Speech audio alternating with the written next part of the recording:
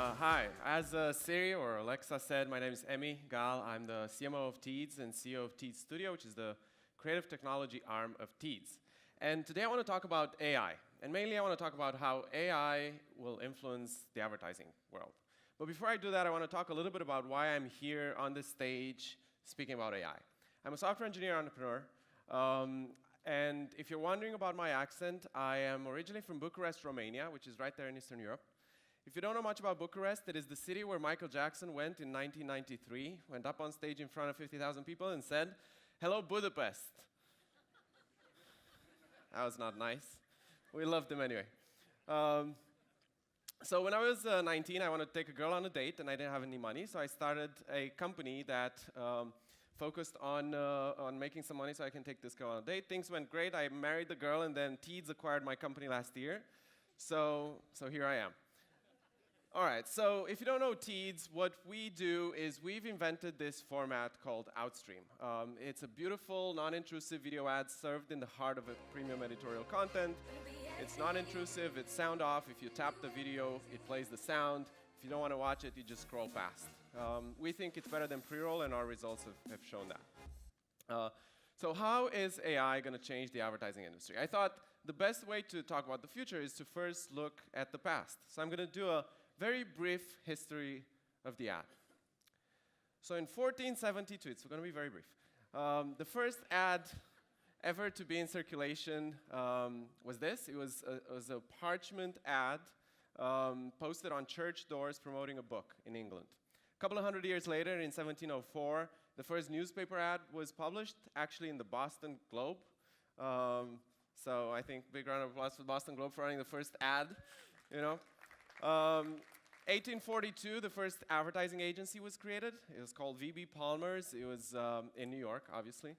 And then in 1922, the first radio ad to ever air was a 10-minute ad that the advertiser paid $100 for. Talk about value for money. And then this was the first TV ad to ever run for Bulova watches. I don't know if they exist anymore. America runs on Bulova. They weren't very creative, maybe that's why.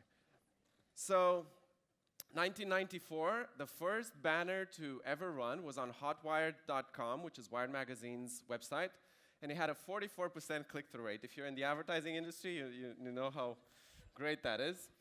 2005, YouTube launched and sparked the online video revolution. A few years later, Facebook launched their social media advertising platform.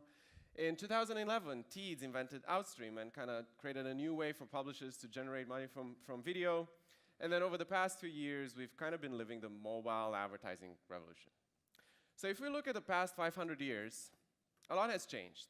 We went from placing ads on parchment doors to highly targeted programmatic ads. We went from not knowing much about our advertising campaigns to being able to know for every single impression how our ads are performing. And we went from parchment ads to beautiful HD video ads on high-resolution screens, which is nice. But to a large degree, especially in video, we're still serving the same ad to everyone. So today I want to talk a little bit about how I think AI will change that and what areas I think will be influenced by it. So I think the ad of the future will have 4 characteristics. It's going to be interactive, it's going to be self-assembled, it's going to be data-driven, and conversational. So I want to briefly talk about each and every one of those. So interactive. A couple of years ago, we created a campaign at Teeds that won a Cannes Lions for Best Use of Technology, where we decided to create an experience where people can engage with the ad rather than just watching it. So we took the Future Heads, which is a very popular band in the UK, and each member of the band, this is for a health insurer in the UK, and each member of the band was a part of the body. So as a viewer, you would get the members introduced, and then you could click on any member of the band while you're watching the ad, and you'd get a question. How often do you exercise? How much do you drink? Etc. You then respond to each and every question. Do you smoke? Hopefully you don't. And once you respond to all these questions, we create an ad in real time for you based on your responses. So I'm now at the last question. How often do you exercise? Regularly, let's say. And then based on this, we now will show the user an ad that was created for them. And the message is, if your body were a band, this is what it would perform, how it would perform. So then you get each individual band member playing in a different way, depending on how your body performs, depending on what you responded to those questions. So we think the future of ads is going to be interactive. Number two, we think the ad of the future is self-assembled. If you look at the way an ad is created today, you go to a creative agency and they hire a director and they think of a script and then they film it and you're done. We think in the future, we are going to create snippets of video content, let's say shots about family or people interested in sports or product features and so on. And then instead of showing one ad to everybody, we're going to see ads that are personalized for every person watching it. So let's say you have three types of gamers: a sports gamer, a strategy gamer, a first-person shooter gamer. I'm not sure what that last one is. You get different video ads for them stitched in real time. So you'll see you have the same shot, but then it's intermixed with shots that are relevant to that particular individual in real time, live. Data-driven. So we talk a lot about data in the advertising industry, but not a lot of people focus on using that data for improving the creative rather than just for targeting. So what we think is going to happen is advertisers are going to take data, first-party, second-party data, third-party. They're going to use that data to create a 360 profile of an individual and then deliver a creative that is relevant to them. So in this example, instead of just showing a video ad to someone, we can show a video ad that has live data about the types of train tickets that this person likes to take, or we know they live in Edinburgh and they go to London and New York a lot, so we're going to show them an ad that is relevant to them. And then lastly, we think ads of the future are going to be conversational. When you go into an advertiser's store or a brand store, you can talk to a brand representative. You cannot really do that online. So a few months ago, we launched an ad for Tommy Hilfiger where you could watch the ad, and while you're watching the ad, you could ask a chatbot any question, or you can click on the chatbot, and the chatbot will ask you questions. And while you're doing this, you can find out more about the brand, you can buy tickets, you can engage with the brand in a much more engaging, interactive way. So interactive, self-assembling, data-driven, conversational. What is making all of this possible? A lot of it is powered by AI. So I want to spend the second part of my presentation talking about what AI means for the advertising industry and what it means for us as individuals. So what is an AI? An AI is a system that has to be able to do three things in order to be called an AI. It needs to have the ability to learn, it needs to have access to data to learn, and it needs to be able to use that data cost-effectively to train itself. So AI has existed in the minds of scientists for as long as computers have existed, but it's not until a couple of years ago that it started actually being useful with self-driving cars and detecting disease and so on. And the main reason why that is something called deep learning. Deep learning is a branch of artificial intelligence that is trying to replicate the human brain, or rather, it's trying to replicate the way the human brain works. So how does the human brain work? So the human brain is a bit like Manhattan. You have the streets in Manhattan, and those are the synapses between the connections between the neurons. They're called synapses. And then you have the skyscrapers in Manhattan, and the skyscrapers are the neuron blocks. The brain is structured in blocks of neurons. And then the brain is essentially a massive pattern recognition machine. So at the very base level of Manhattan, the brain can recognize very simple patterns. That's a dot or a line or a square. As you move up into the skyscraper, it can recognize more abstract patterns, like a rectangle or a circle or a triangle. If you move further up, it can recognize patterns that are more complex, like a table or a chair. And at the very top of the skyscraper, it could recognize the most abstract type of pattern, which is a human face. So we have that understanding about how the human brain works, and scientists have been trying to replicate that. So how would that work? Well, let's say you had an image, and you wanted to tell whether that image has a face in it or not. The way you use deep learning, and it's called deep because it has all these deep layers, is you take the image and you feed the algorithm this image. And the first thing the algorithm will do is it will look at every single pixel in this image. An image is made of pixels, and it will look at the differences between pixels in order to identify differences. So the first thing you will find is something called edges, which is I have a very lightly colored pixel, and I have a dark pixel, which is the difference between the skin and the hair. That's an edge. So then the AI takes that edge and puts it to the next layer and says, is that edge part of something? Is it part of a nose or an eye? If it is, then I've identified an eye, and then I take that eye and I put it in the next layer, and I go, is that eye part of a face? And that's how an AI is trying to kind of replicate the human brain. And the reason, what's happened over the past few years is that deep learning has been so successful at implementing these types of strategies that I've just described that computers are now better than humans at detecting objects in images and videos. The average error rate for humans, adult humans that look at photos, is about 5%. And for the past couple of years, the average error rate for AIs has been 4.3%. So computers are better than humans at detecting objects in images images and videos, which is incredible.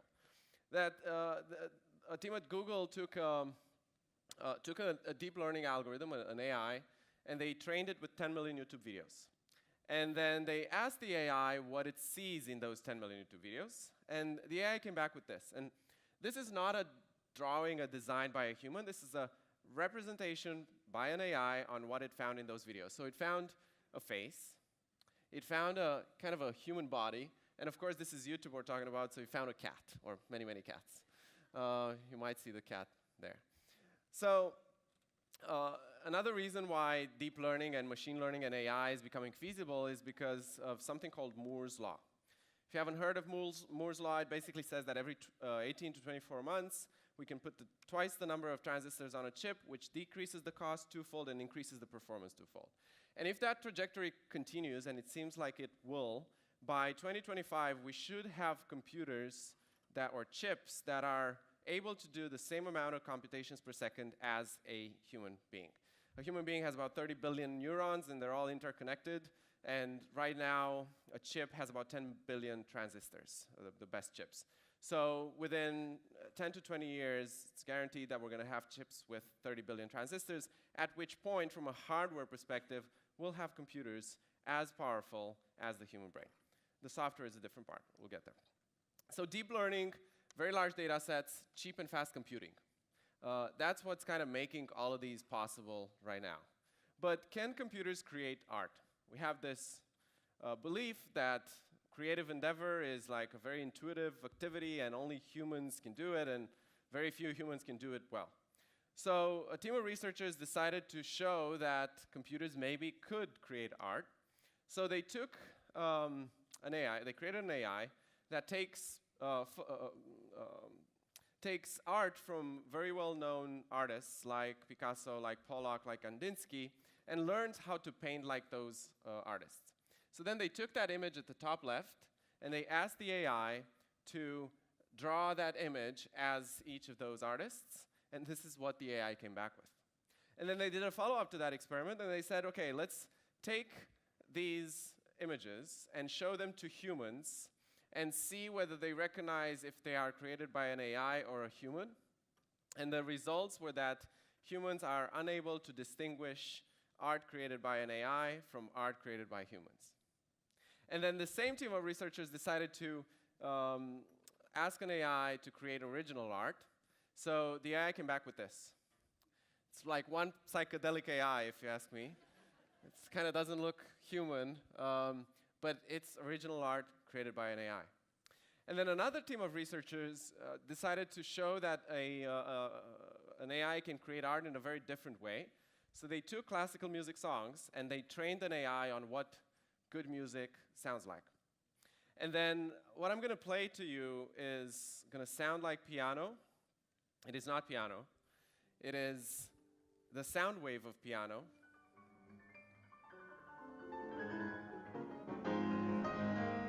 So this kind of sounds like someone's playing piano, but actually the AI learned what a good sequence of piano sounds would sound like, and then recreated the actual sound wave in order to output this. So quite amazing. So what should we do? You know, as people in the advertising industry, as individuals, what should we do in a world that is going to be run by AI ultimately? And I think three things.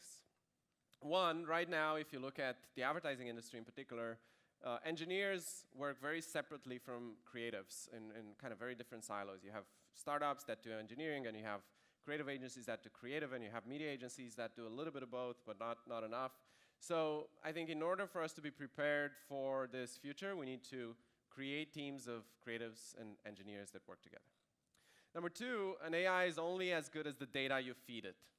So the best strategy for a brand, for an advertiser, for an agency today is just to make sure that every single data point that you can gather, you gather in a DMP, because when you are going to have access to an AI, you just need a lot of data to train it.